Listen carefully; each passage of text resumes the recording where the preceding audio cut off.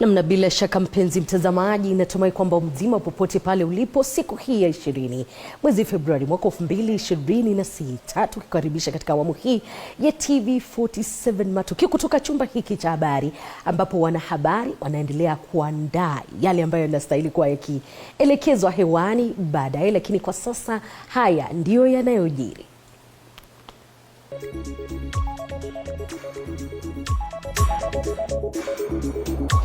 Baadhi ya taarifa tulizokuandalia katika TV47 matukio. Kamati ya bunge ya ulinzi kufanya kikao kumhoji Aida Odinga kutathmini ufaafu wake wa wadhifa wa mwakilishi wa kudumu katika shirika la mazingira la Umoja wa Mataifa UNEP. Wakili Charles Kanjama achaguliwa kuwa rais wa 52 wa chama cha mawakili nchini LSK.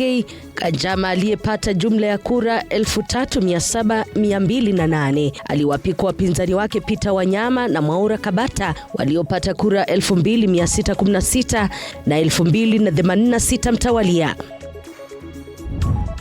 Wakazi wa vijiji vya Alamasi, Kalumati kwenye eneo bunge la Kimilil katika kaunti ya Bungoma wamesalia kuhofia maisha yao. Hii ni baada ya makundi ya magenge ya wahalifu kukita mizizi katika eneo hilo, zaidi wakilenga wanafunzi na akina mama. Hali ya wasiwasi imetanda mjini Kitengela kabla ya maandamano ya vijana kudai haki kwa Vincent Ayoma, kijana wa miaka 28 aliyefariki dunia wakati wa mkutano wa mrengo wa chama cha ODM kundi la Linda Wananchi linaloongozwa na katibu mkuu wa ODM Edwin Sifuna. Michezoni, ligi kuu ya soka nchini yarejea baada ya mapumziko wikendi iliyopita.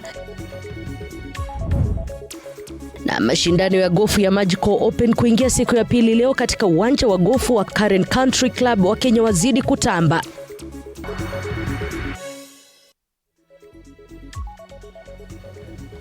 Na bila shaka baadaye pia katika awamu hii ya TV47 matukio pia tutakuwa tukiangazia mistari ya wasanii, tukizungumza na wasanii mbalimbali vipaji vyao, pia tukipata kushuhudia yale ambayo kwa siku wanayawasilisha kwa wananchi. Lakini kwa sasa tunaondoka, dakika zijazo tutakuwa tukirejea hapa, hivyo basi usicheze mbali.